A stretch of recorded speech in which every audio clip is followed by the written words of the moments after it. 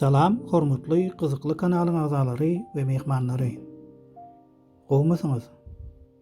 Gyzykly kanala hoş geldiňiz.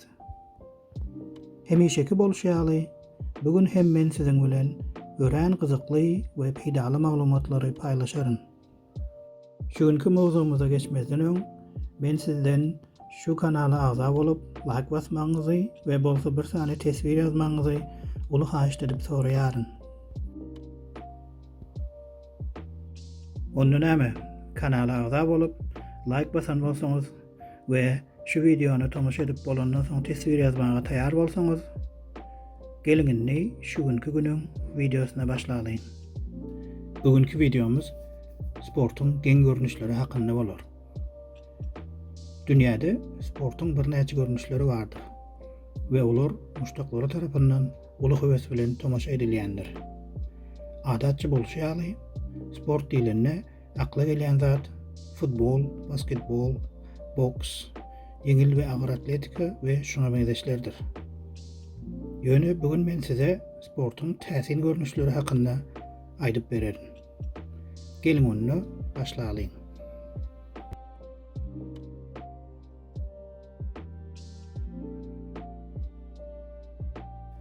Biziň ählimiz ýüpçekme oýunyny oýnap gördük we şol oýunyň gurallaryna göre eger bir topar garşylykly topardan hiç olmanda bir adamy ortadaky bellikden özüne tarap çekip geçirip bilse ýeňici diýilip alan edilýär.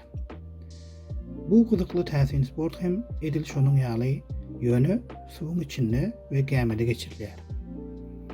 Ýerdäki oýunda esas ulanylýan güýç ayaklar hasap edilýän bolsa, bu sportda esasy güýç ellerdir.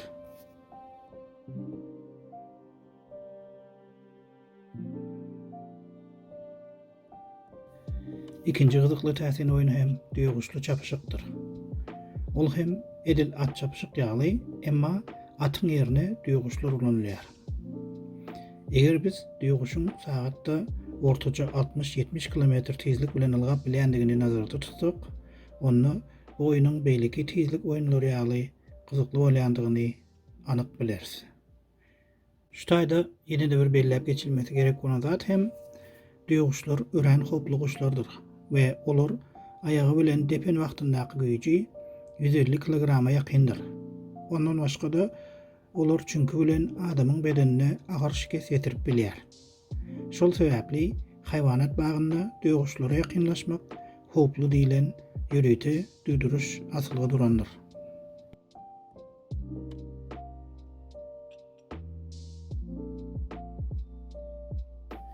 Üçüncü täsin we gyzykly oýun hem zorbingdir. Ol oýun top şekilli berk aýdyň plastigiň içine girip düz beýiklikden aşağı tarap toňup gitmekdir. Ol plastik şaryň açaçan bolanlygy sebäpli içindäki oýunçyny görüp bolýar.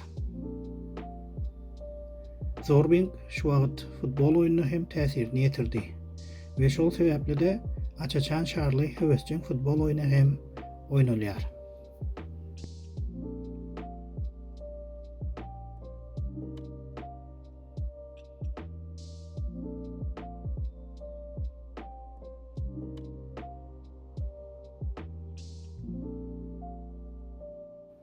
Cycleball 4-nji täsin we gyzykly oýundur.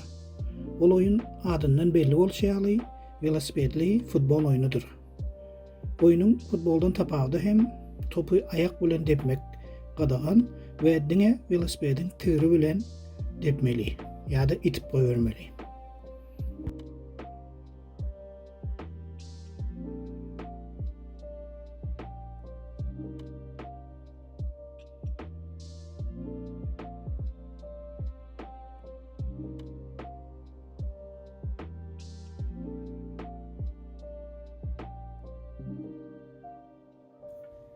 Beşinci gyzykly we täsin oýun hem peýnir togulanmagy ýa-da ingilisçesi cheese rollingdir. Oýunyň şerti şeýle.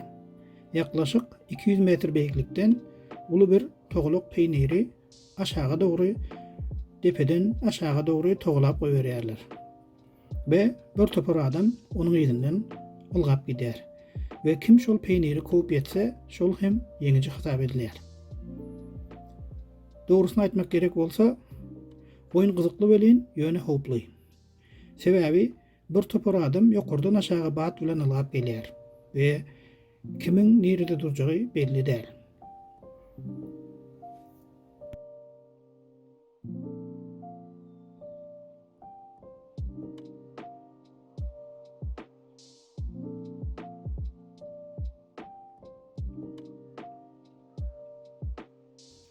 Altıncı gyzykly we täsin sport ýarşy bolsa mountain bike'dyr. Ýa-da velosipedli dağdan aşağı gaty uly tezlik bilen inmek. Bu sport täsin we gyzykly, emma şol bir wagtda da howpludyr. Sebäbi ählimiziň bilişimize ýaly velosiped düz ýolda hem gaty uly tezlige ýetip bilýär. We eger velosiped sürüjisi käbir sebäplere görä velosipedden ýykylaýsa, ol tenine agyr şikes ýetirip biler. Şeýlelikde eger velosiped düz ýolda uly tezlige ýetip bilýän bolsa, onda onuň beýik dagdan aşağı inen wagtyndaky tezligine gözüňe getirip bilersiňiz. Ýarşyň şertlerine görä kim dagyň dübündäki pellehana birinji bolup gelse, şol hem ýeňiji diýilip aglan edilýär.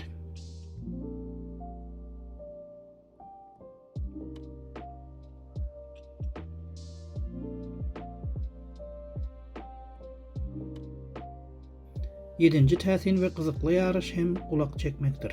Has dogrusy Inuit Ear Pulling Contest. Oýlap tapyşlar hakyndaky videoda men size Inuit adly demirgazykda ýaşaýan halk hakynda aýdyp geçipdim. Anha bu oyun hem edil şol halkda meşhur bolan oyundur. Oyunun şertine göre iki adam gapma garşylykly oturýar we halka şekilli ýüp olaryň gulaklaryny baglaýar. Kim ýüpi özüne çekip bilse, şol hem ýeňiji diýilip aglan edilýär.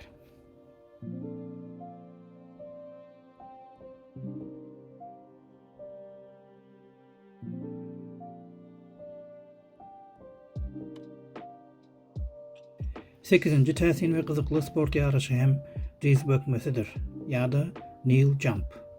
Adyndan belli bolýaly, oyunyň şerti oturduğun ýerden öňe tarap bökmeli we kim näçe uzaga böküp bilse, şol hem ýeňiji diýilip aglan edilýär.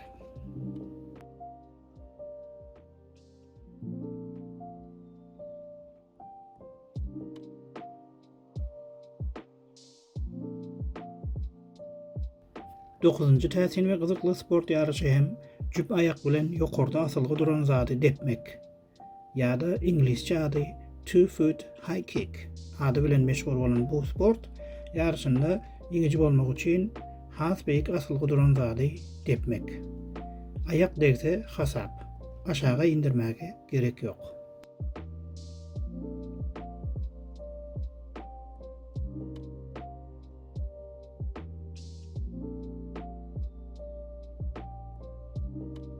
Bugünkü täsin we gyzykly sport ýarşlary hakyndaky videomyzyň jemleýici ýarşy hem Fjordl Jeppender ýa-da başgaça ady Dutch Canal Jumping. Bilişimize ýaly Gollandiýa demirgazyk deňiziniň kenarynda ýerleşen ýurtdur.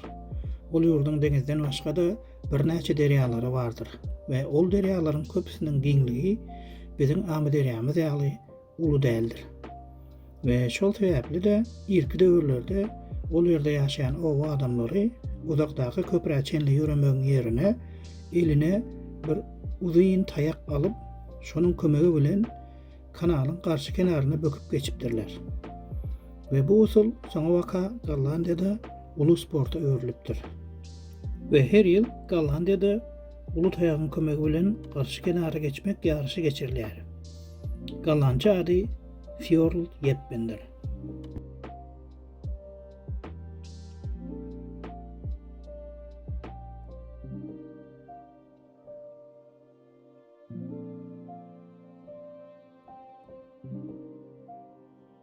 Ha dostlar, şunun bilen şu günkü videomyzyň hem soňuna geldik. Eger şu video göňüňizden turan bolsa, agza bolup like basarsyňyz diýip umyt edýärin. Siziň bilen indiki videolarda görüşýänçek hoş, sag bolun.